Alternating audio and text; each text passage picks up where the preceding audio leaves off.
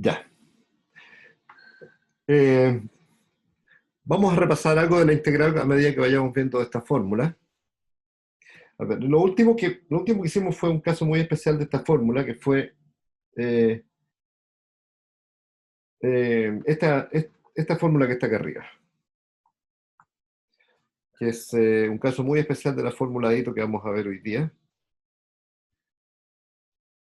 Y donde aparece un término extra, si uno lo compara con la misma fórmula para una función, digamos, de clase C1, para no tener ningún problema, que h cuadrado es 2 veces la integral de h de h.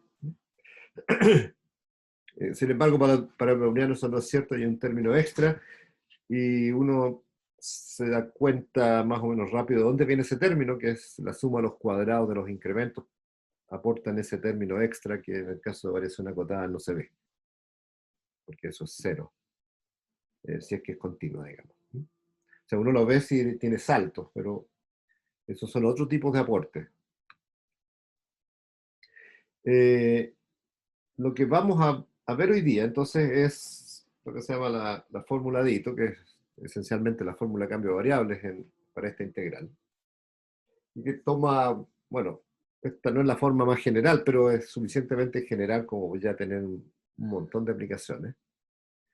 Y nos dice que si una función es de clase C2, eh, entonces el desarrollo de f de b tiene dos términos, que es uno es el normal, la integral de f' de b,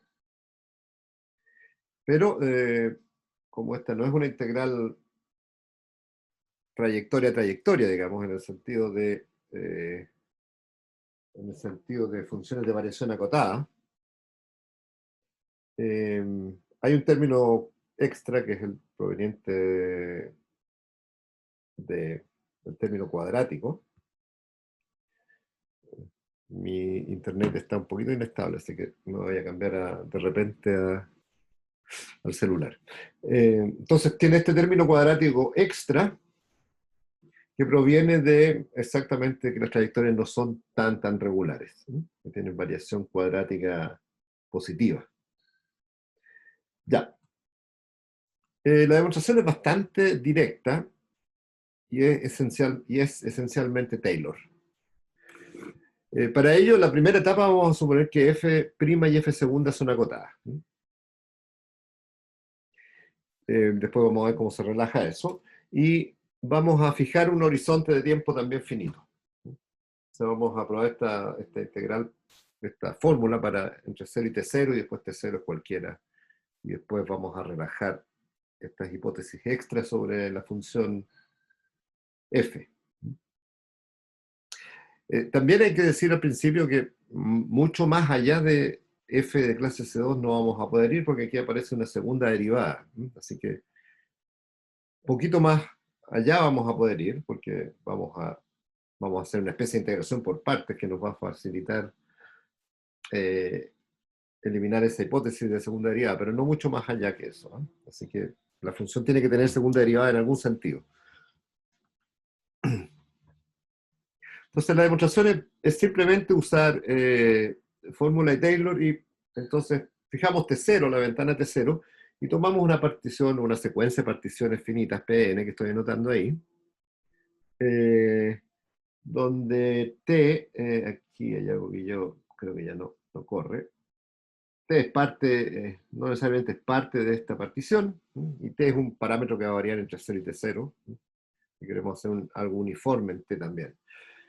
Bueno, y si uno hace simplemente escribir f de b de t menos f de b de 0 como esa suma que está ahí, que es más o menos evidente porque es una telescópica, entonces desarrollamos el lado derecho, término a término, usando esta forma de Taylor, que es f de x menos f de y, tiene un término de primer orden, un término de segundo orden, y el error cometido es uno chica de x menos y al cuadrado. Eso significa que ese residuo va más rápido a cero que x menos y al cuadrado, ¿ya? No puedo decir que es x menos y al cubo, porque eso necesitaría que f fuera de clase C3, pero con un error tipo integral para la fórmula de Taylor, uno puede ver que eso es un o chica de x menos y al cuadrado. Ya, y si uno reemplaza este término a término, entonces vamos a tener que f de b de t menos f de b de 0 tiene esencialmente tres términos, uno por cada uno de los términos de Taylor. Hay un término en f' por el incremento de b, hay un término en f segunda por el incremento de b al cuadrado, y hay un residuo. Y todo el problema esencialmente está a probar que ese residuo se va a cero suficientemente rápido. Y probablemente en qué topología. Ya. Analicemos entonces, esto tiene tres términos, analicemos el primero. El más fácil de todos es I1, es el IN. Y bueno, ese término que está ahí, que es una suma, en realidad es una integral de una función simple. La función simple es esa que está explicitada acá, que es f' por la indicatriz de cada intervalo.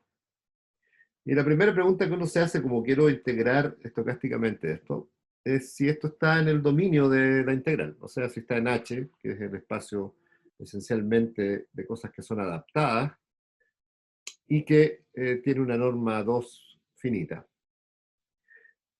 Esa es una pregunta. Y la segunda pregunta, ¿qué converge esto? Bueno, el hecho que f' es de clase que es continua, en el fondo, y que tengo una partición que tiende a cero, eso va a converger a f' de b de s, indicatriz 0 T0 en S. ¿Ya? Recuerden que la partición particiona desde 0 hasta T0. ¿Ya? Eso, T0 está fijo. Ya. Bueno, eso trunca en el tiempo, así que eso lo hace integrable. Eso resuelve este problema. Recuerden que f' es acotada, así que la integral del cuadrado de eso, ns y en omega, que es la norma de h, eso es finito. Y entonces, además, podemos usar convergencia dominada. Eso quiere decir que Hn, este es H, tenemos que Hn converge en L2 a H. Y el L2 es en las dos variables, por si acaso. ¿Ya? Y por lo tanto, las integrales convergen. Pero además es esta convergencia es súper fuerte sobre las integrales, que es un supremo en el tiempo. Podemos cambiar la integral en dt o en ds, si quieren, por un supremo. Y eso garantiza que entonces, no solamente para un tiempo dado, sino que uniformemente en el tiempo hay convergencia a la integral de f' b de b. Así que es el término más fácil porque simplemente es esta dominación que tenemos en esta norma, esta es una mezcla norma 2, norma infinito en el tiempo, dominada por la norma 2 de los integrandos, que es una norma 2 en el tiempo y en omega. Ya. Entonces, la parte integral estocástica está bien. La parte 2 es un poquito más delicada, pero ni tanto, porque lo que tenemos que controlar es eh, esta segunda derivada por el incremento cuadrático. Si no estuviera la segunda derivada, esa suma de cuadrados converge a t, sabemos. Sabemos que converge a t en L2, que es un poquito más débil que lo que ya tenemos probado para la integral. Y lo que vamos a tener que hacer es un poquito refinar eso. Ya. Entonces, vamos a restar lo que pensamos que converge al límite. Así que no voy a restar directamente el límite, que es la integral de f segunda de S, sino que algo que es más fácil probar que converge esa integral, que es simplemente este incremento que se parece a una suma de Riemann normal, digamos, ¿no? Esto de acá es omega por omega. Eso no hay problema. Es una suma de Riemann, f segunda compuesto con el browniano es una función continua, así que es Riemann integrable. Así que cada omega ese término converge. Ya, entonces la resta me da este incremento, esta diferencia, Y tal como lo hicimos para la variación cuadrática, podemos calcular la norma 2 de eso. Y el hecho de que los incrementos sean independientes, o si quieren, que el cuadrado es martingala, también se puede usar si quieren. Me queda que la esperanza, que la norma 2 de Ln está acotada por una constante, que es una constante que acota f segunda, y ahí estamos usando que f segunda es acotado. Y tengo que estimar esto, pero para estimar eso ya lo hicimos una vez, factorizamos por delta i t, entonces me queda delta i cuadrado, y lo que me queda es el momento de orden 4 de una normal 0,1, ¿sí? Porque este cociente es una normal 0,1, independiente del i. Entonces tengo un incremento que es normal y lo divido por la raíz de la varianza.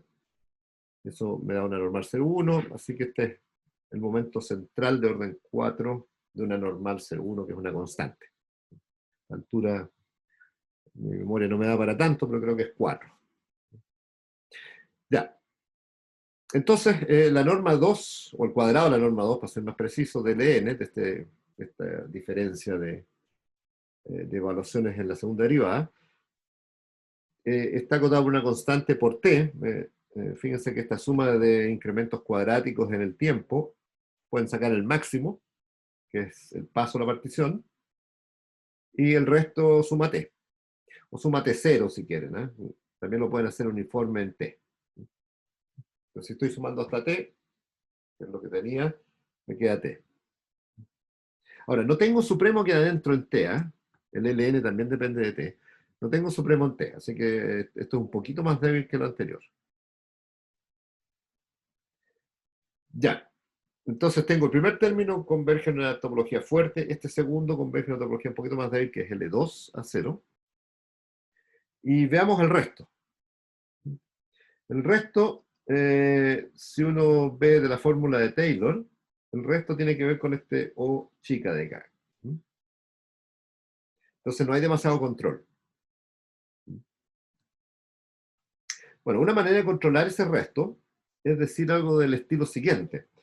Yo sé que el máximo incremento del browniano en toda esta partición se va a cero, porque la curva browniana entre 0 y t0 es una función continua. Así que si tengo una secuencia de particiones que tiende a cero el paso, la uniforme continuidad de B en un compacto, y eso es para cada omega fijo, cada trayectoria, me dice que entonces el máximo incremento se va a cero. Y eso es lo que vamos a usar esencialmente. Entonces, fíjense que dado cualquier epsilon positivo y existe un n que va a depender de la trayectoria, porque si muevo la trayectoria, la uniforme continuidad varía. Entonces hay trayectorias que son más suaves, otras son más bruscas. No es raro pensar que el módulo de continuidad depende de la trayectoria. Tal que el máximo incremento observado es menor que epsilon. ¿No? Entonces tengo esta trayectoria finita en un compacto 0T0. Entonces, si yo fijo la trayectoria, el máximo incremento del browniano es tan pequeño como uno quiera, si es que la partición es suficientemente fina. Y aquí el detalle es que n depende de omega, no me puedo deshacer de eso. Y por lo tanto, si el incremento es pequeño, entonces el O chica de Taylor tiene que ser menor o igual que epsilon por el incremento cuadrático. Eso significa que sea un O chica. Si los incrementos son suficientemente pequeños, este O chica es menor que epsilon por el cuadrado del incremento. Ya, o si quieren el cociente tiende a cero. El cociente entre esto y esto tiende a cero. Ya. ¿A qué velocidad no se sabe? Así que es por eso que aparece el epsilon. Me habría gustado poner un Q ahí, pero no es necesario. Ya. Y por lo tanto el resto es menor o igual que epsilon por la suma de todos estos incrementos cuadráticos. Y aquí podemos hacer algo. Si la partición va suficientemente rápido a cero, fíjense que tenemos libertad en escoger la partición, porque estoy tratando de probar la fórmula de Ito, y no estoy tratando de probar que esa fórmula se obtiene no importa cuál sea la partición. Es una relación entre los límites de estas cantidades. Y para ello podría usar cualquier secuencia de particiones. Por ejemplo, diádicas o cosas que vayan muy rápido a cero su paso. Si es así, Borel-Cantelli nos permite probar que la suma de estos incrementos cuadrados converge no solo en L2, sino que casi seguro. El L2 es garantizado porque para cualquier secuencia de particiones que se vaya a cero, eso no necesita nada, es un simple cálculo de ortogonalidad. Pero necesito un poquito más que L2, necesito tratar de identificar el límite más fácil. Entonces, tengo que RN converge en L2 y casi seguro. Perdón, aquí hay un detalle en L2, así que este de acá no estoy tan seguro. Ajá. Casi seguro si estoy seguro. ¿Por qué no estoy tan seguro en si el RN tiende a cero? Es porque este épsilon en el fondo es un épsilon que depende del omega. Y es cierto que este converge a algo, pero no sé si a medida que el épsilon lo hago más chico, este algo puede crecer en n. En el límite no, porque en el límite es t, pero hay un intercambio y el límite que no es necesario además. Es mucho más fácil lo que sigue. Así que por ahora Rn converge a cero casi seguro, eso está claro, porque fijo la trayectoria, eso me Profe, fija los pasos. Sí, dale. sorry por la interrupción. Lo que No, pasa es dale. que en algún momento hablamos como que los incrementos del browniano como que tenían problemas para converger con ciertas particiones, me acuerdo que como límite uniforme de particiones como que divergía, algo así. No, Y a no me ver, genera problemas con esto de acá, al tomar sí y no, esta mira, partición específica. sí y no. Déjame abrir otro. Este cuaderno está lleno, así que voy a cerrar este y tengo aquí uno con notas, borrador. Ya.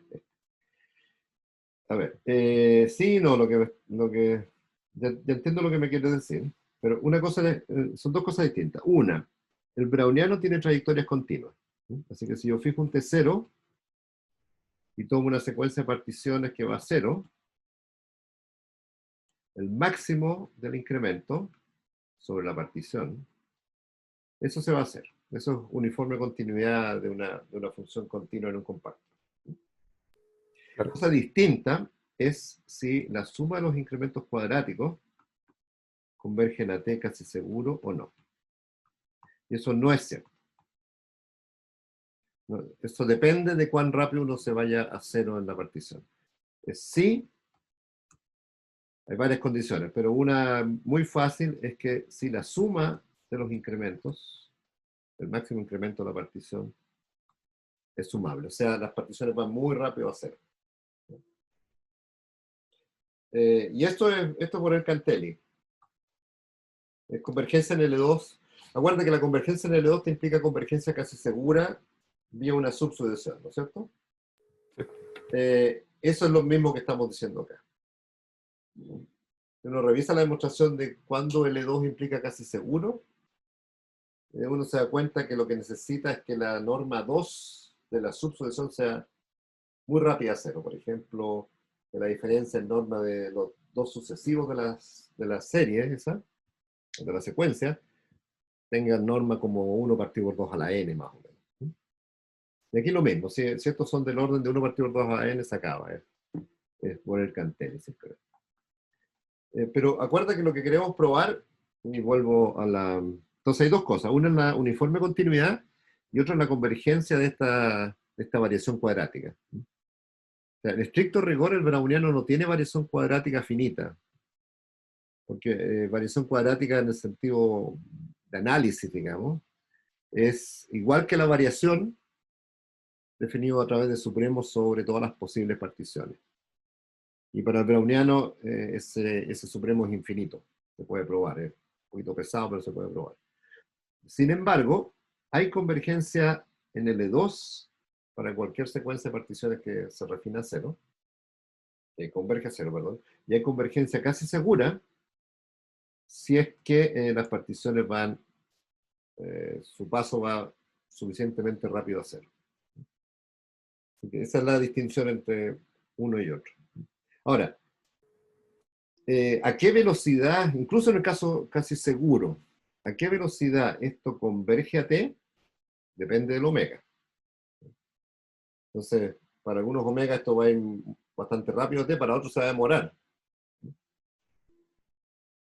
De manera que a lo mejor cuando yo miro todos los omegas juntos, el supremo de esto es extremadamente grande, puede ser infinito, de hecho. Entonces, el argumento es, o bien lo haces en L2, o bien lo haces casi seguro, pero eso significa que no tienes demasiado control a qué velocidad va esto a t. Es un resultado de Euler-Cantelli que tampoco te da demasiada manija, sino que te dice que un cierto conjunto tiene media cero y por eso concluyes que hay convergencia casi segura, pero no hay un control demasiado fino a qué velocidad. Entonces, volviendo acá, este es el próximo capítulo. Volviendo acá, tenemos que esta suma de cuadrados converge a t si es que escojo la partición, por ejemplo, que sea diádica. Y repito, tengo libertad en escoger la partición porque lo que yo quiero probar es esto.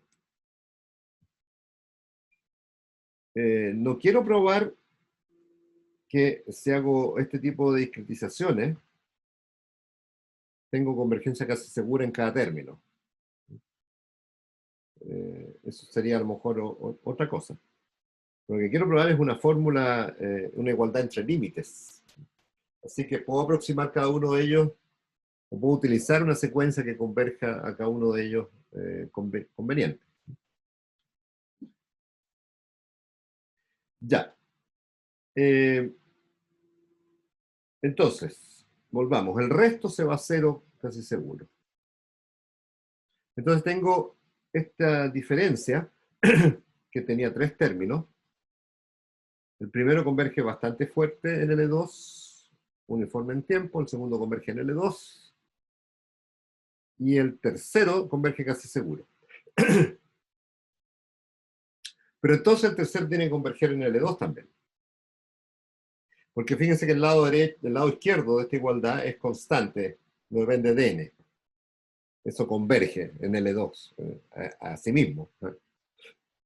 El primer término y n converge en L2, un poquito más que L2, L2 de uniforme en T.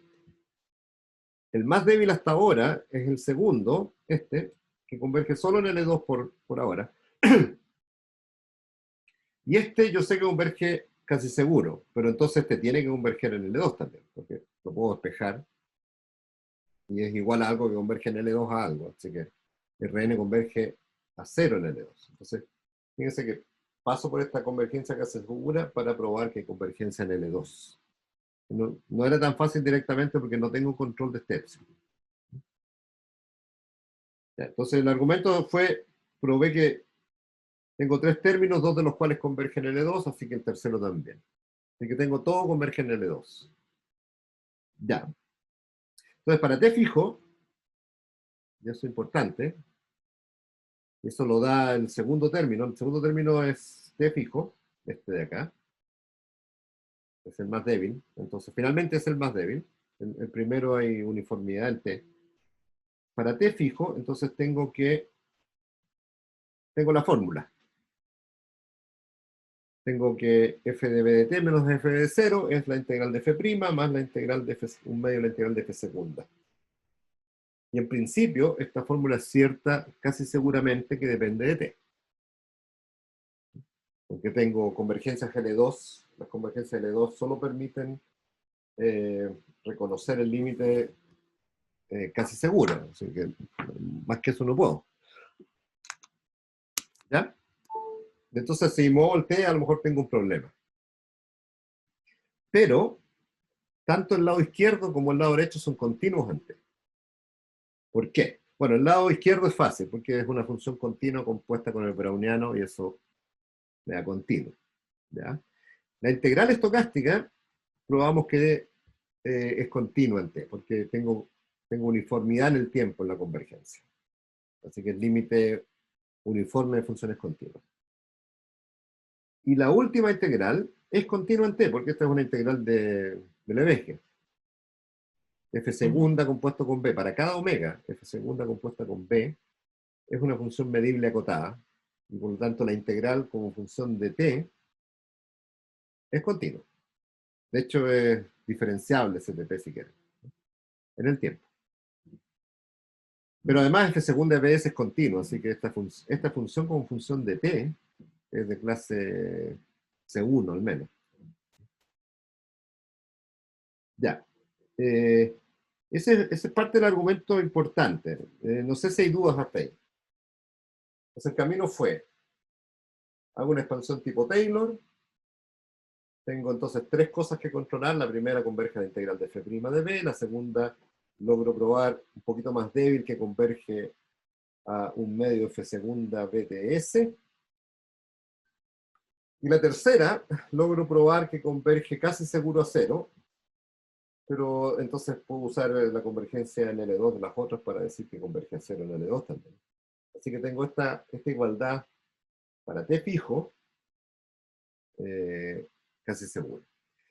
Y ambos lados son continuos.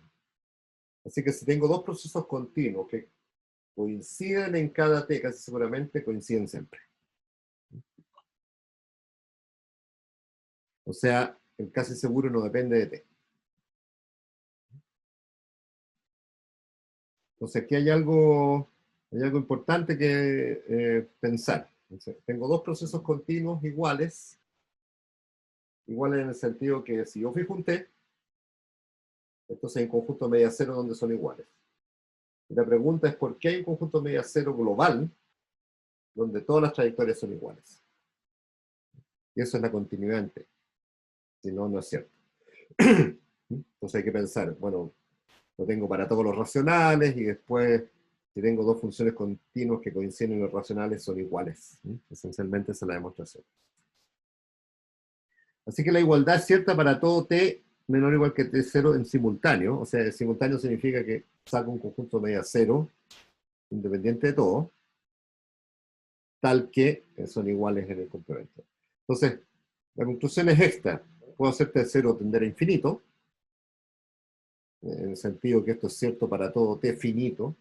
Entonces hay un conjunto media cero global, basta tomar t0 como, no sé, como los enteros, por ejemplo, para tener un procedimiento numerable.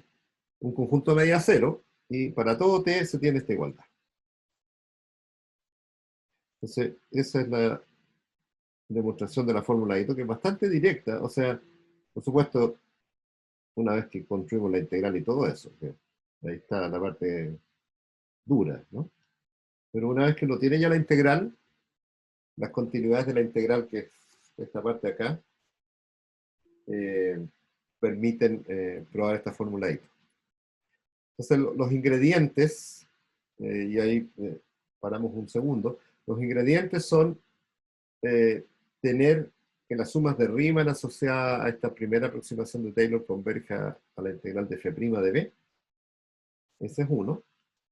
Y el segundo es que la suma de los incrementos cuadráticos tiene un límite. En este caso, para el browniano es ese. Pero para un proceso un poquito más complicado no va a ser ese, va a ser lo que se llama la variación cuadrática. Así que la fórmula de Ito requiere la integral estocástica, que a su vez requiere la variación cuadrática. Y el segundo término de Taylor también requiere la variación cuadrática. Así que la variación cuadrática juega un rol fundamental en todo lo que es integración estocástica. Preguntas. Preguntas hasta ahí. Profe, Sí.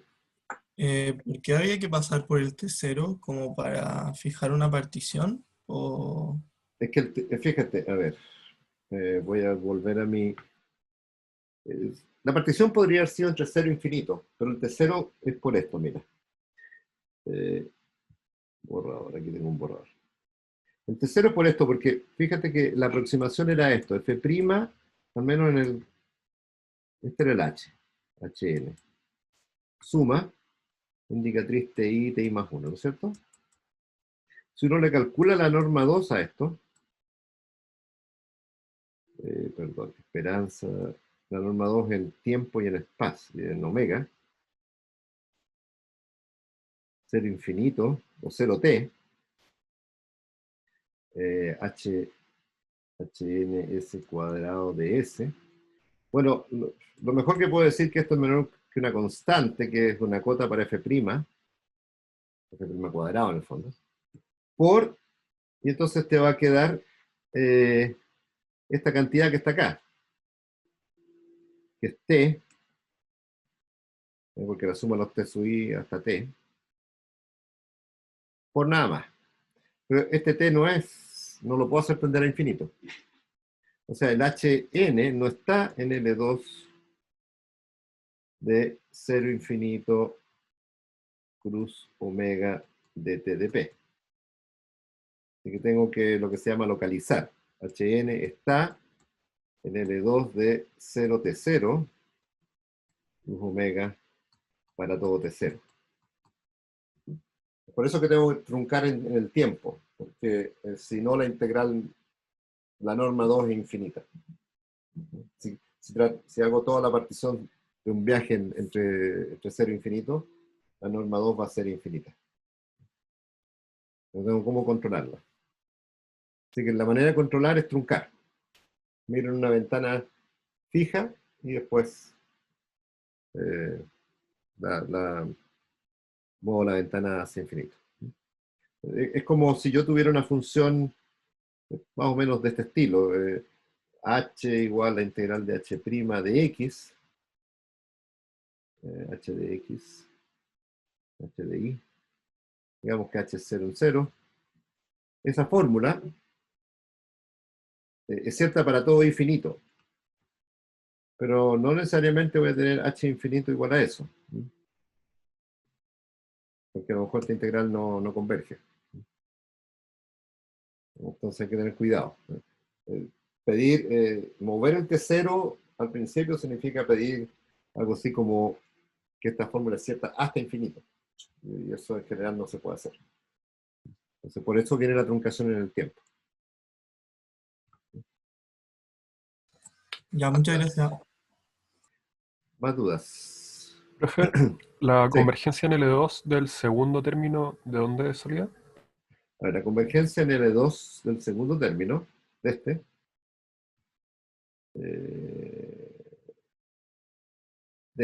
¿no es cierto? Sí. Sí. Es la misma cálculo que hicimos cuando calculas la norma L2 de este. Bueno, el F segunda lo acotas por una constante, como acá. Este término está acotado por una constante. En los términos cruzados desaparecen porque los incrementos son independientes centrados, ¿no? O sea, cuando haces términos cruzados en el cálculo del LN, es como cuando hicimos el cálculo para los incrementos cuadráticos Sí, del browniano, perfecto. eso los mata. Entonces te quedan solo los términos cuadráticos puros, voy a decir. Y eso tiene una normalización, que es este delta i cuadrado, que hace todo. Porque el delta i cuadrado sacas un máximo, que es el paso a la partición, y la suma del resto es t. Así que ahí una vez más necesitas que estés en un intervalo compacto en el tiempo, por este t que está acá. Y perdón, ¿y por qué era acotada la esperanza de F2' No, cuadrado? porque estoy suponiendo que f2' es acotado. Esa es la primera parte. Verdad. Sí, lo supuse al principio. Sí, sí. O sea, hay Perfecto, varias ok, todo claro. restricciones. La f' y f segunda son acotadas y estoy mirando en un intervalo acotado. Es el mejor de los casos. Sí, se me habían olvidado esa hipótesis. Sí. Perfecto, Y ya. ahora, Todo claro, gracias. a esta altura logramos levantar el T0 acotado porque logramos hacer T0 infinito. Hacemos esto en bloque. Y ahora tengo que levantar f' y f segunda acotada. Y eso no es tan fácil, salvo que uno se recuerde de algo. Entonces, volvamos todavía a las convergencias. Un comentario. La parte integral estocástica converge fuerte. Fuerte en el sentido que puedo tomar supremo en t. T0 está fijo, ¿eh? supremo en t y norma 2 en omega. También se puede probar que el segundo término converge en esa norma. Es un poquito más delicado, hay que hacer una expansión un poquito más grande, pero eso es un comentario, simplemente.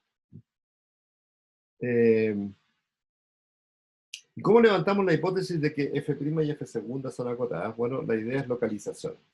Cuando uno logra probar que, no sé, que los procesos son acotados o que las funciones son acotadas, el siguiente paso es decir, ¿cómo puedo localizar todo de manera que caigo en esa hipótesis?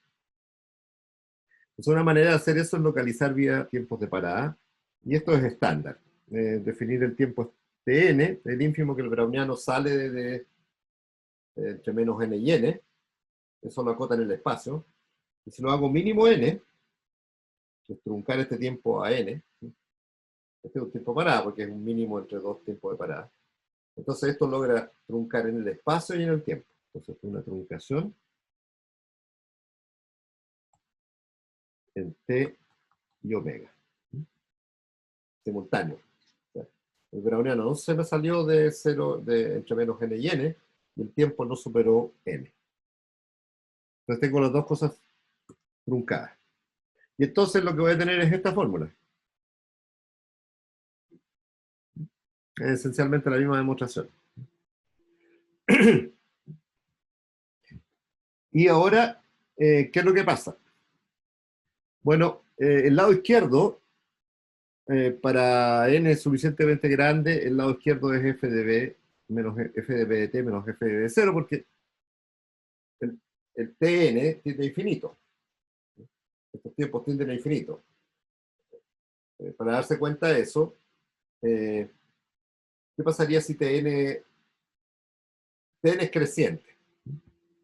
Eso está claro. Cada vez soy más exigente por los dos lados. Así que el tn va creciendo.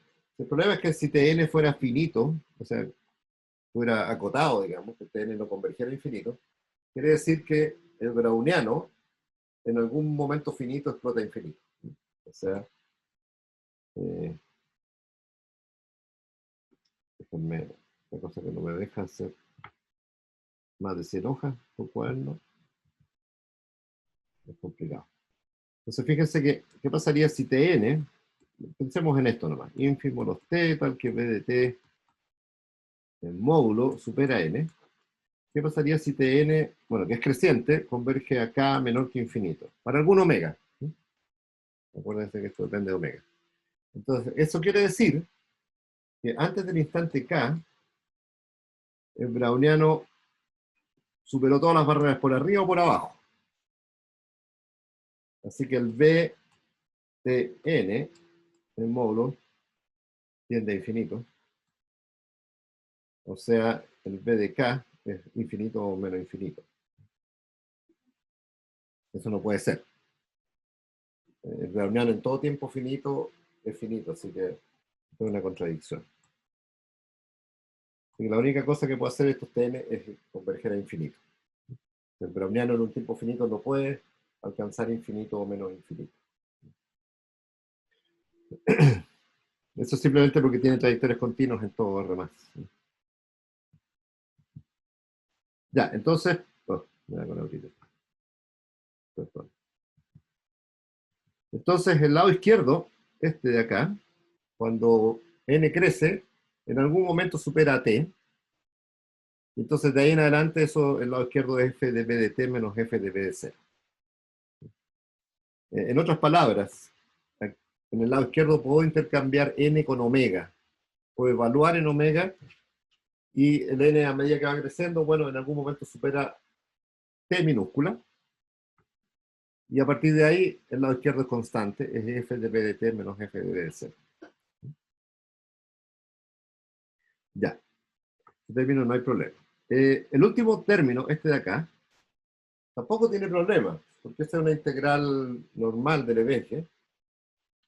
F segunda de b de s depende de un parámetro que se llama omega, pero f segunda de b de s es una función continua. Y Tn también va a infinito, así que esa integral en algún minuto es la integral entre 0 y t. Así que eso explica ese tercer término, ese segundo término. Ahora, la integral estocástica no tiene esa propiedad de que yo puedo meter el omega adentro e interpretar que el tiempo pasó una barrera, entonces igual a la integral entre 0 y t. Eso hay que probarlo, y eso lo probamos cuando localizamos. Que si bien es cierto, esta integral no es calculada omega por omega, o sea, no meto el omega dentro de la integral y calculo como que fuera una integral de una medida, porque eso no se puede hacer.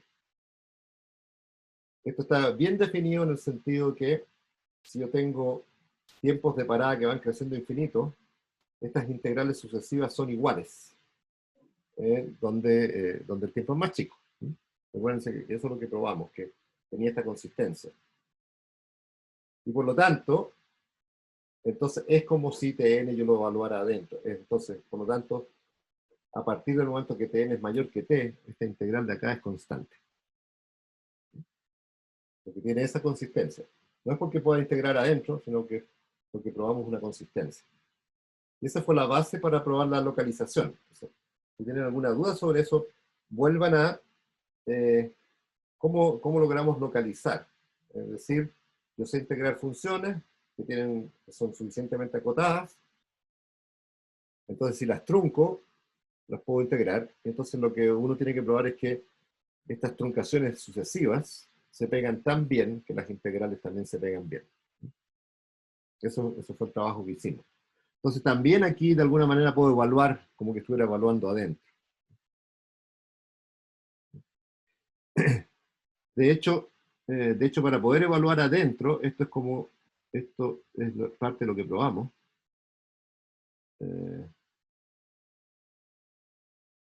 Esto es igual a la integral entre 0 y t, f' indicatriz 0tn de b. Ahí está evaluado adentro la truncación, no en la integral, afuera. ¿Ya? Ya, dudas hasta ahí. Y por lo tanto tenemos la fórmula de Ito sin restricción ahora. Pero, cuidado, sobre todo el primer término este que estoy acá limpiando, este primer término es vía truncaciones. Así que algunas de las propiedades que nos gustaría, por ejemplo, que es martingala, se pierde.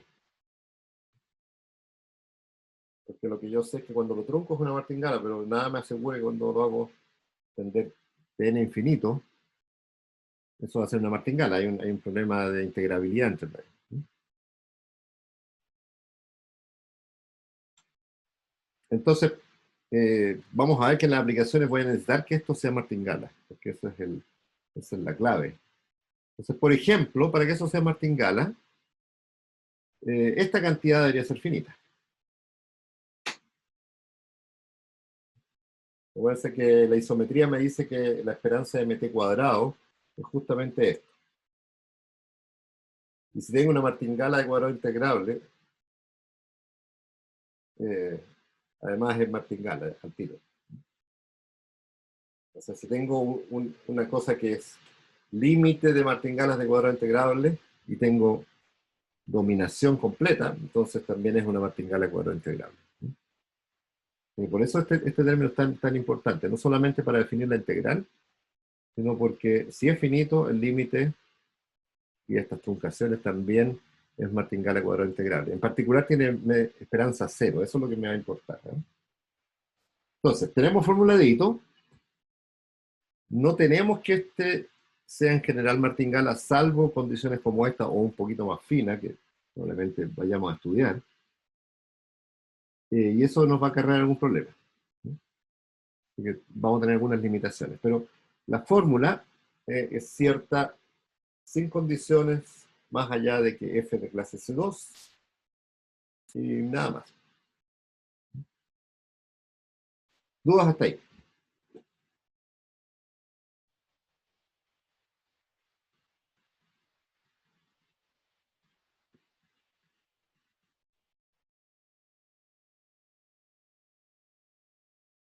Ya. Sigamos entonces. Veamos algunos ejemplos. Ejemplos básicos. Eh, ejemplos que me van a decir cuándo es martingala, porque eso es lo que me interesa. Entonces, por ejemplo, si f' tiene crecimiento, f y f' tienen crecimiento polinomial, ¿no? Entonces, en particular, si f' tiene crecimiento polinomial, f' de b, bueno, tiene al cuadrado, tiene un crecimiento polinomial de orden 2k, y el browniano tiene todos los momentos de orden que quieran. Entonces la esperanza de f' cuadrado, la van a poder acotar por eso. Aquí me faltó un paréntesis. Yo tengo f' tiene crecimiento lineal, f' en b tiene crecimiento lineal, y el browniano tiene de momentos de todo orden. Así que lo que nos va a pasar es que tengo una cota para f' de b al cuadrado. Fíjense que además, como el browniano tiene esta propiedad de escala, si uno factoriza por raíz de s, entonces dice que este momento es como el momento de orden k de una normal 0,1 en 2k, por s elevado a k. Así que tiene una cota bastante explícita. O sea, lo que estoy aquí concluyendo es que la esperanza integral entre 0 y t, acuérdense que eso es lo que necesita calcular, f'bs cuadrado, es finito. Para cada t fijo. Si se dan cuenta, si quiero hacer esto entre 0 e infinito no me da, porque esto crece a infinito, así que no va a ser integrable entre 0 e infinitos. Pero sí en cualquier compacto. Entonces aquí hay una condición interesante para cuando ese término que me da la integral estocástica es una martingala, que es crecimiento polinomial. En el caso browniano podemos ir más allá, incluso crecimiento exponencial.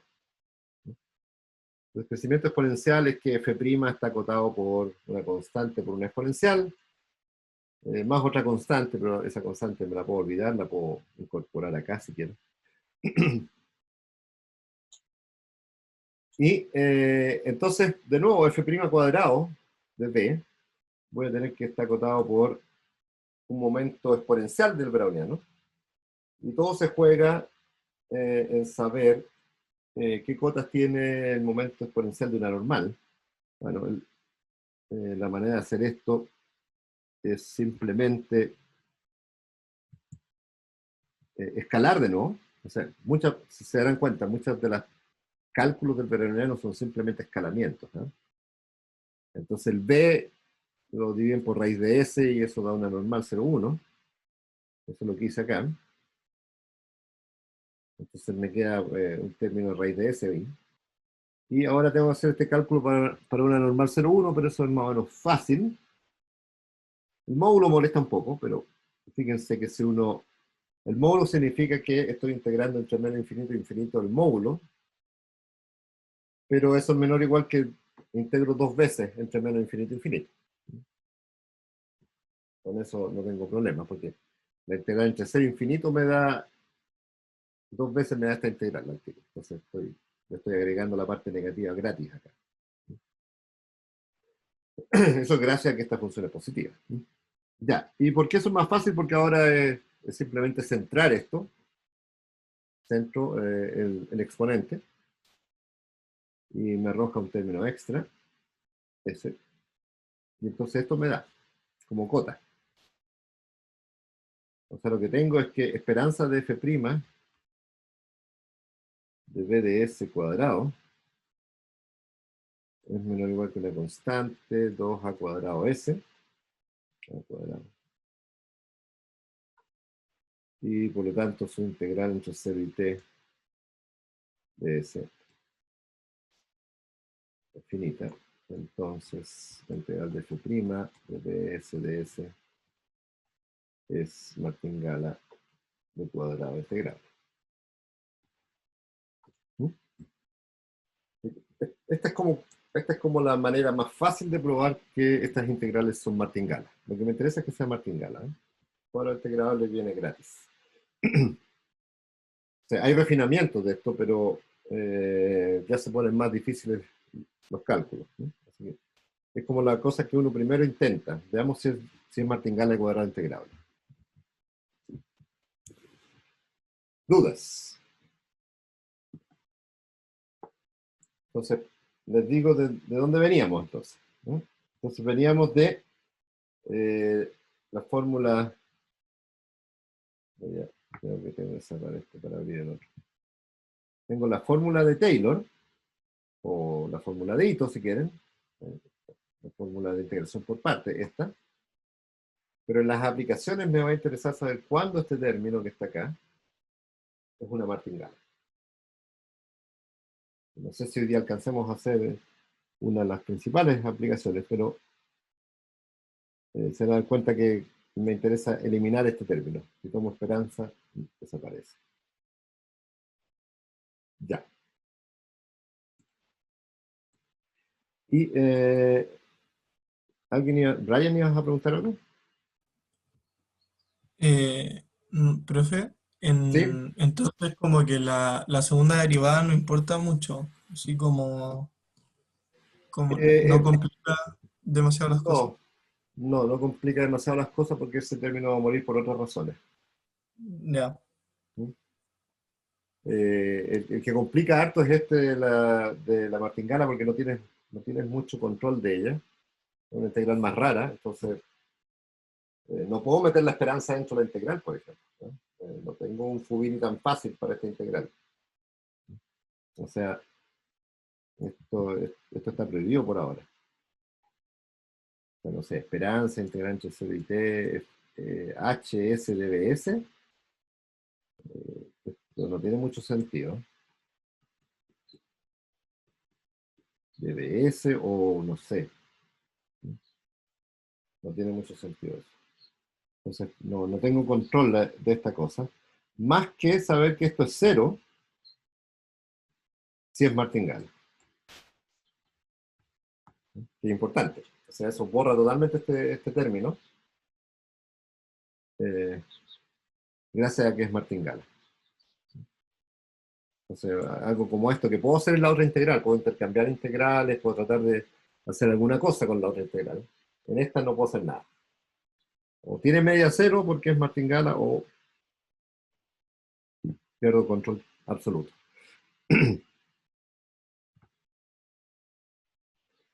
Ya. Eh,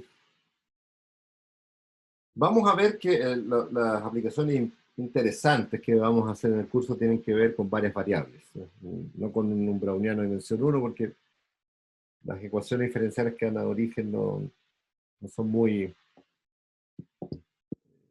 Son EGO, no son ecuaciones parciales. Entonces, ¿cuál es la extensión a dimensión P? Este es un P en T. P mayor o igual que 1. Bueno, simplemente un browniano p-dimensional es tomar p copias de brownianos independientes. O sea, cada coordenada se mueve independiente como un browniano. Eso es lo que vamos a llamar un browniano estándar, digamos. Con ese se pueden construir brownianos más complicados, pero ese es el estándar de RP. Como ya vimos, en muchas partes se usa la variación cuadrática, en la integral, en la fórmula Dito, etc. Entonces, hay que calcular las variaciones cuadráticas, pero ahora tengo muchas variaciones cuadráticas, porque no solo tengo entre el proceso y sí mismo, que sigue siendo t porque esto es un browniano, sino que pasa con los cruzados, la variación de i con j, para i distinto a j. Bueno, vamos a ver que eso es cero, y eso es la independencia. O sea, lo que estamos tratando de ver que es cero es que esta suma, la suma de los incrementos de BI por los incrementos de BJ, son sumas en el mismo instante, por si acaso, ¿eh? Son incrementos en el mismo instante.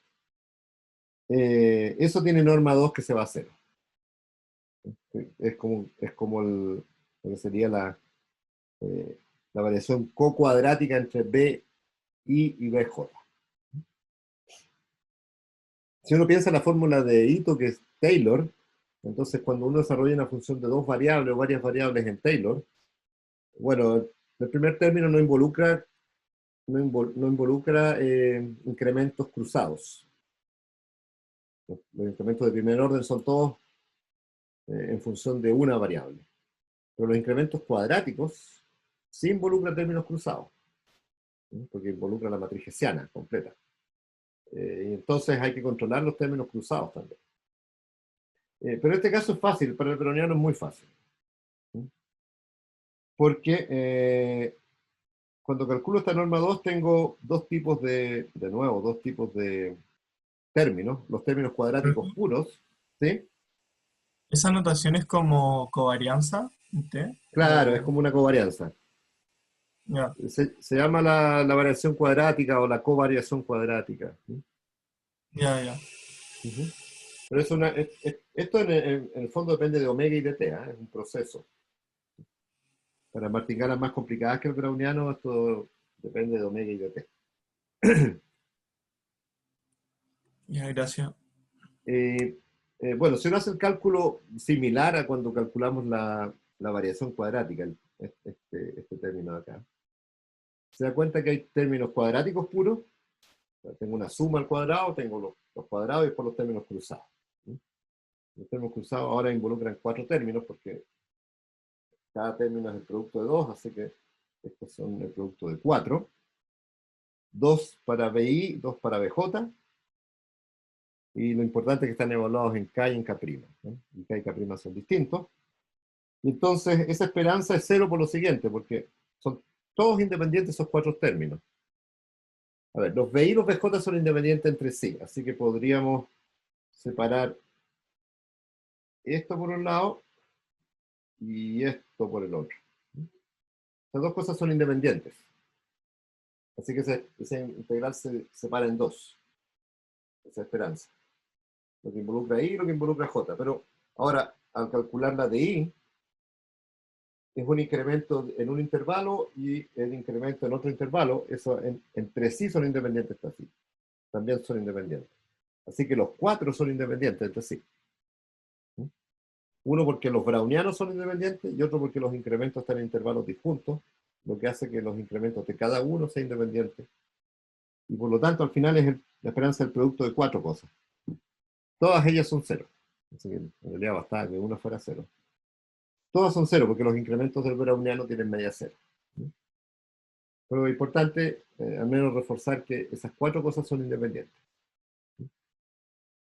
Ya, entonces nos quedan los cuadrados puros, pero los cuadrados puros, la esperanza delta KB al cuadrado es delta T. El otro también es delta T.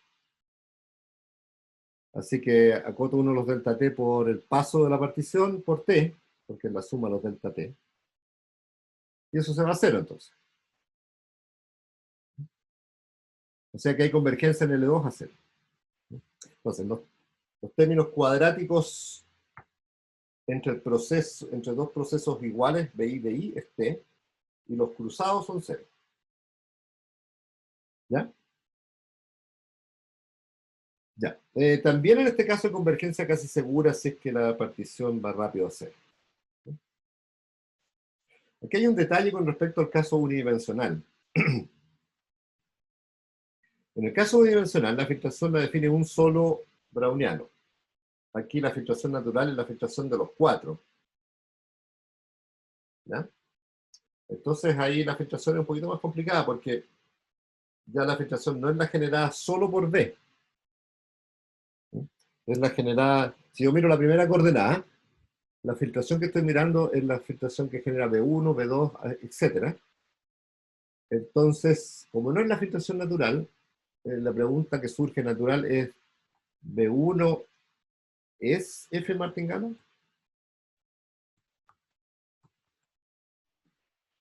El ser martingala depende de la filtración. Si la filtración es demasiado rica, a lo mejor no es martingala. Pero en este caso el hecho que sea independiente del resto, del B2, etc., me permite demostrar que esto es una martingala más o menos fácil. Y también el cuadrado es una martingala. Así que las mismas funciones que eran martingalas de B1 siguen siendo martingalas acá. Pero hay que hacer un argumento acá, ¿eh? Esto no es gratis.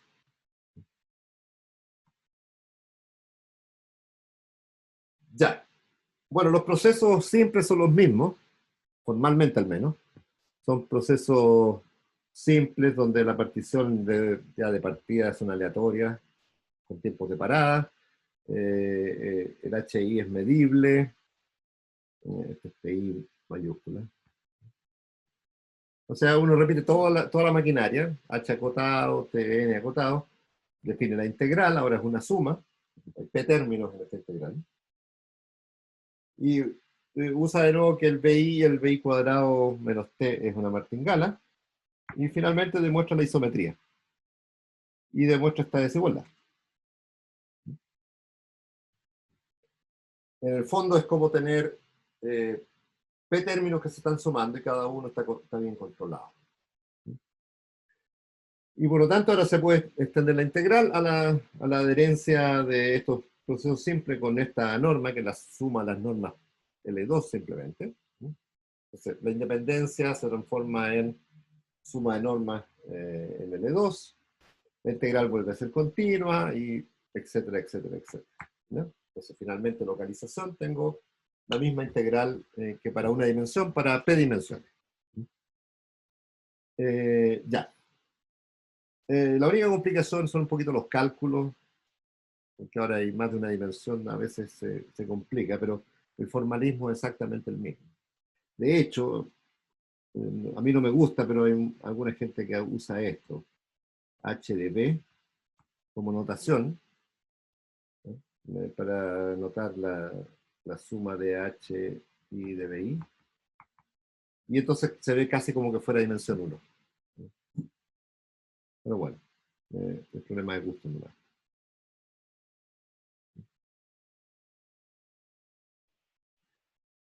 Ya, entonces, moraleja. Tenemos un browniano, hacemos P copias independientes, y hago el mismo proceso para definir la integral, no tiene ninguna dificultad técnica. Y tengo esta desigualdad además que es la misma que tenía antes, interpretando eso como suma componente a componente. Ya, la localización funciona igual, así que esto no vamos a darle más vueltas. Y tengo entonces la integral de h de b definida como la suma.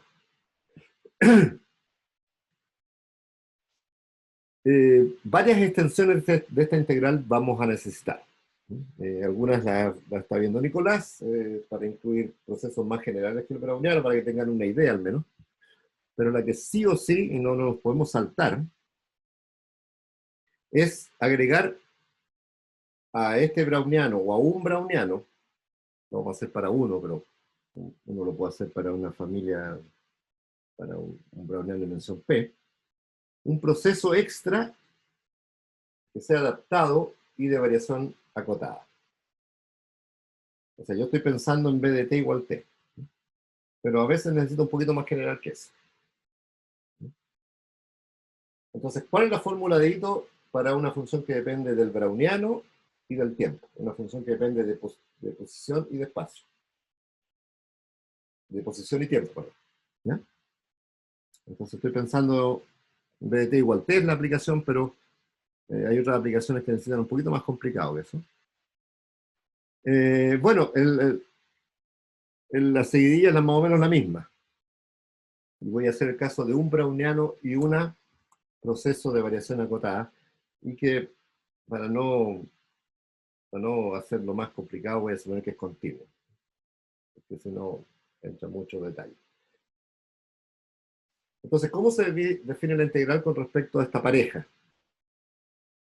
Bueno, de nuevo, tengo que controlar la variación de B, la variación del browniano, la variación cuadrática de B, que es 0, porque es de variación acotada, y la variación cruzada. De eso no me salvo. Entonces, fíjense.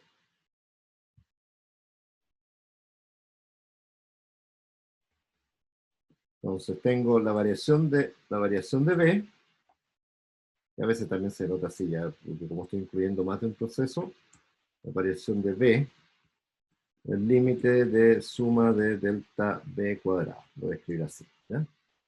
la variación de B con B, de B con B, es el límite de suma de delta B. Y las variaciones de B con B es límite de suma de delta B cuadrado. ¿No? Estas dos son cero. Y el argumento es más o menos el mismo. Por ejemplo, en esta que está acá. Cuando sumo suma de delta B cuadrado, eso es menor o igual que el máximo de delta B por la suma de delta B. Pero esto es menor o igual que la variación de B. La variación de una función se define como el supremo de esta suma. Y esto tiende a cero por continuidad. Así que la variación cuadrática de algo que es de variación acotada es cero. Y para esta es lo mismo, lo único que sacan el delta browniano para afuera. Eso también tiende a cero por continuidad y lo que les queda es la variación de B. Entonces, de nuevo, suma delta B, delta es menor o igual que el máximo de los incrementos brownianos por la variación de B. Y esto tiende a cero. Así que el browniano con otro browniano independiente tiene variación cero, y el browniano con cualquier cosa que tenga variación acotada también es cero. Y voy a suponer que es continuo porque la variación cuadrática del B se hace. Es ahí donde se usa la continuidad. La integral no tiene tanto problema porque tengo dos pedazos. Estoy integrando H1 y H2. H es un vector. Entonces esto de nuevo es H de X, algo así, ¿no? Y el X tiene dos componentes, browniano, variación acotada. Entonces la primera, la integral estocástica, parece que pedir algo. Y la segunda, la integral común, parece que pedirle otra cosa.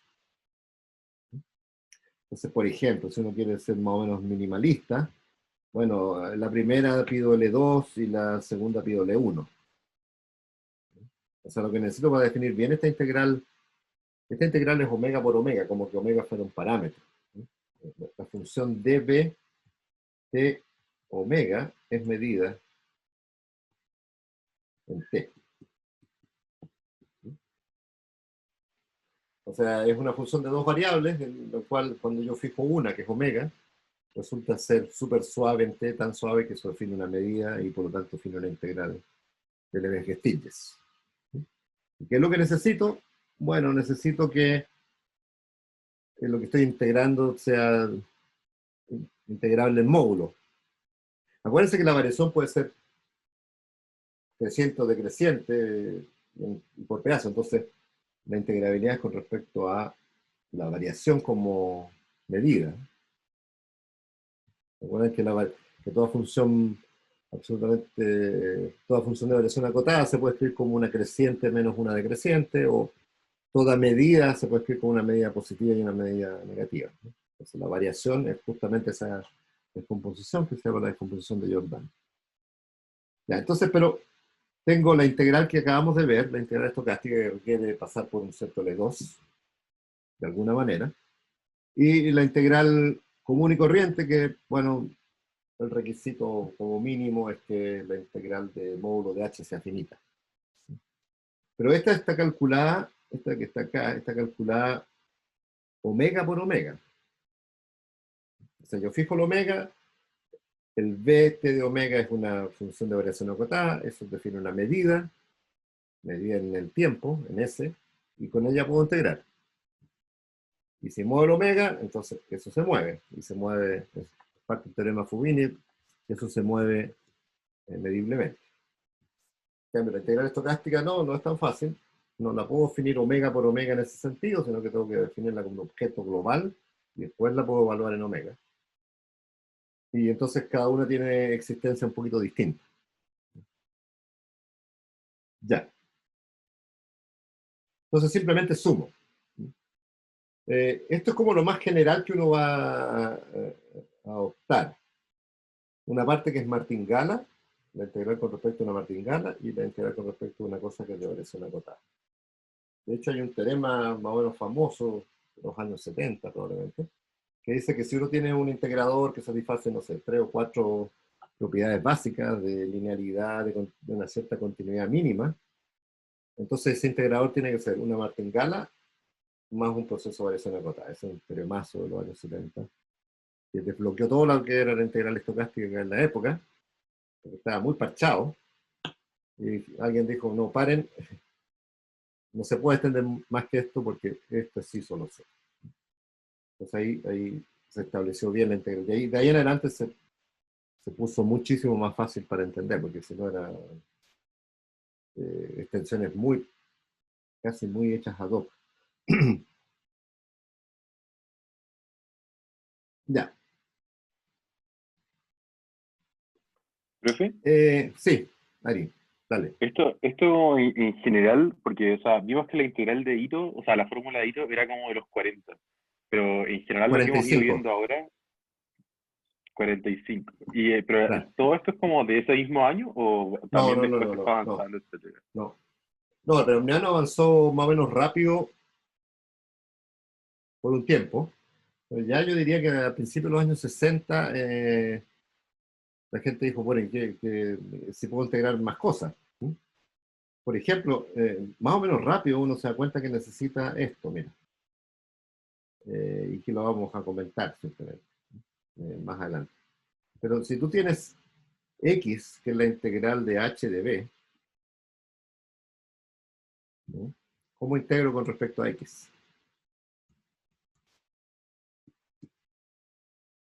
O sea, hay aplicaciones donde necesito integrar con respecto a x. ¿Sí? Y ahí hay, bueno, lo obvio es que esto es j por h de b, ¿no? Simplemente el de x es h de b integral. Bueno, eso demora un poquito probar eso. Y en realidad esa es la definición que uno puede adoptar. Eh, pero si se sale del contexto del browniano, entonces hay complicaciones porque ya no tienes isometría, etc. Entonces, el crecimiento natural fue browniano, martingala de cuadrado integrable. Y ahí fue súper importante la descomposición de Meyer porque te dice qué es lo que juega el rol de B igual T. Es otro proceso que se llama la variación cuadrática. Con respecto a eso se pudo integrar y después se borró lo de cuadrado y se siguió extendiendo. Pero la teoría era tan engorrosa, al final de los 70, que había que mamarse, no sé, cientos de páginas de procesos estocásticos, llenos de detalles previsible, opcional, etcétera, miles de filtraciones, porque estaba esto desconexo el avance, hasta que un colega nuestro, que todavía está vivo, que después colaboramos harto, se llama Claude Delachery, probó a finales de los 70 que los únicos que se pueden integrar son martingala local más variación acotada. Sí, solo sí. Y entonces eso desbloqueó todo. O sea, todas estas extensiones parciales, dicen, no, hay una que los engloba todas, que es esta. Y ahí recién la integral genérica, digamos, logró establecerse como un cuerpo más consistente. Y todo ese detalle se perdió. O sea, ya la gente no estudia tiempos inaccesibles o tribus opcionales, ¿no? Están ahí, pero a veces se usan, ¿eh? Cuidado, a veces se usan para otras cosas. Ya, así que esta presentación de integro la parte browniana más la integral común es como lo máximo que uno puede hacer. Si es que quiere que la integral tenga ciertas propiedades de continuidad. ¿Y por qué me interesa eso?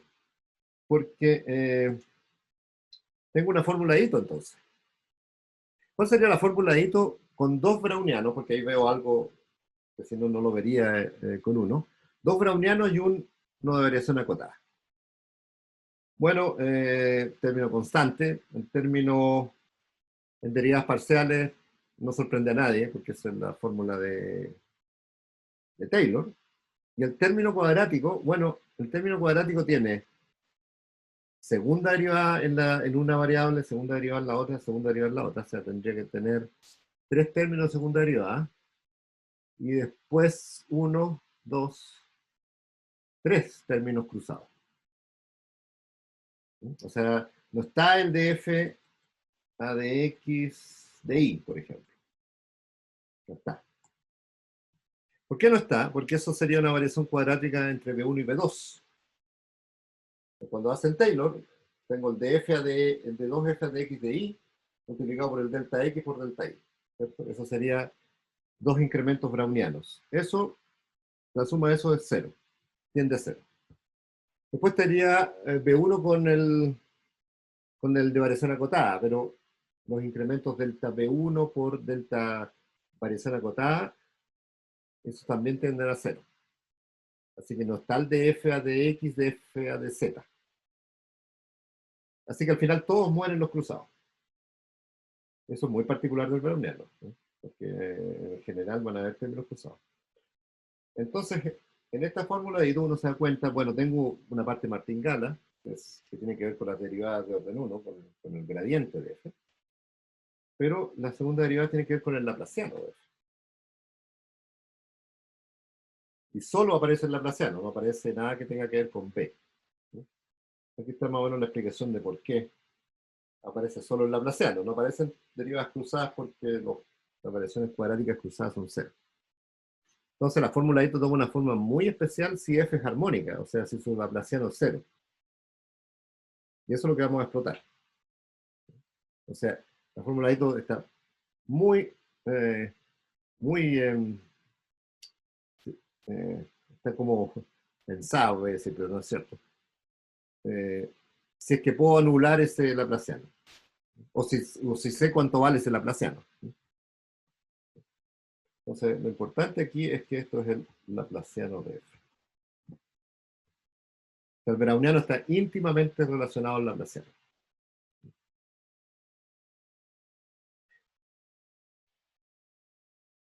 Ya, por ejemplo, esta, y aquí vamos a terminar. Aquí vamos a dejar lo siguiente para la clase que viene. Entonces, pensemos una función que depende de x, de una variable, y del tiempo, que es una exponencial. Voy a suponer que A y B son complejos. En ese caso, si A o B o uno o los dos son complejos, en realidad esto es una función que son dos funciones, una real, la parte real y la parte imaginaria. ¿Sí? Se imaginarán que uno aplica formuladito por separado. Pero la fórmula es formalmente la misma. F de B de T en T, entonces fíjense que T participa en dos lados, es el valor inicial, T igual a 0 desaparece, queda L a A por B de 0, más, derivo con respecto a X, entonces me entrega un A exponencial de B. Entonces primero aparecen las derivas de orden 1, entonces derivo F con respecto a la variable X de B, derivo F con respecto a la variable T de T, entonces esas son las primeras derivadas, y solo hay una derivada de orden 2, porque B, el browniano y el proceso T no tienen variación cuadrática, la variación cuadrática es 0. Entonces solo aparece de 2f a de x2. Y no se olviden, siempre hay un medio. Es un medio de Taylor. Ya saben de dónde viene ese medio, no es misterioso. Y entonces, ¿esto qué pinta tiene? Bueno, tiene una martingala, ¿cierto? Vimos que, dado que el movimiento browniano tiene momentos exponenciales, eso es martingala, lo vamos a repetir un poquito ahora. Y después me quedan dos términos que se parecen. Uno es b por una exponencial y el otro es un medio al cuadrado por la misma exponencial. Así que los puedo juntar si quiero. Ya, esta es una martingala al cuadrado integrable, y cómo uno demuestra eso. Bueno, acuérdense que es una exponencial compleja, así que es un poquito más complicado, pero ni tanto. L elevado a z es menor o igual que L elevado a módulo de z, para z complejo. Entonces, cuidado que este módulo es el módulo de complejos, ¿eh? pero funciona como el módulo de los reales. Así que esa esperanza está dominada por una exponencial en el módulo de B, y ya sabemos que es finita. Recuerda que aquí B es movimiento browniano unidimensional.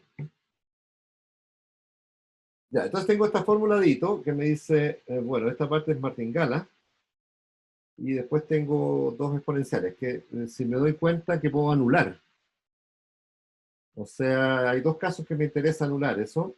Uno en que, o sea, la condición para que se anule ese término es B igual menos un medio al cuadrado. O sea, por ejemplo, si A es I por teta, es complejo, y B es un medio teta cuadrado, o sea, es real, me da que esto es cero. Y el otro caso que me interesa es si A es real y B es menos un medio cuadrado. En cualquiera de esos dos casos, ese término integral, este término de acá, este término completo que se parece harto entre sí, es cero. Así que para este tipo de exponenciales, hay un término que es martingala, que cuando uno toma esperanza eso es cero. O más generalmente esto es una martingala. Y después hay un término que puedo anular si es que escojo A y B de manera adecuada. De manera que B más un medio cuadrado sea cero. Y eso me da origen a una martingala compleja y a una martingala real. Entonces tengo estas dos cosas, son martingales. Y de cuadrado integral. ¿Por qué me sirve que estas cosas sean martingalas? Porque con la de arriba puedo calcular transformada de Fourier, y con la de abajo transformada de Laplace. De hecho son las mismas. Simplemente todas son de este estilo, con un complejo o real. Entonces es interesante que eso va a aparecer más adelante. Hay exponenciales del browniano, si es que uno las normaliza suficientemente bien, que son martingalas. Y todavía de cuadrado integral, o sea, tienen mucha integrabilidad.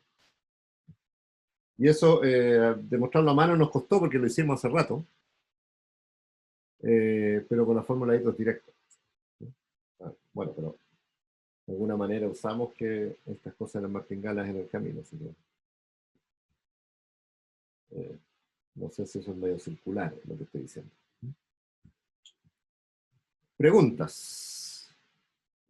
La potencia de la fórmula de Ito es que ahora tenemos una herramienta de cálculo que podemos usar y probar con ciertas funciones qué pasa, qué no pasa. Entonces, fíjense acá, aquí fue crucial que estas dos fueran muy parecidas. O sea, la derivada con respecto a x y la derivada con respecto a t son esencialmente la misma, salvo una constante. Y eso permite anularlas y qué sé yo. O sea, trucos de ese estilo hay que ir desarrollando.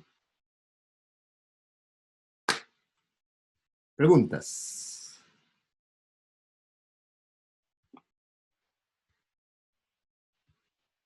Si no hay preguntas, paramos esta grabación.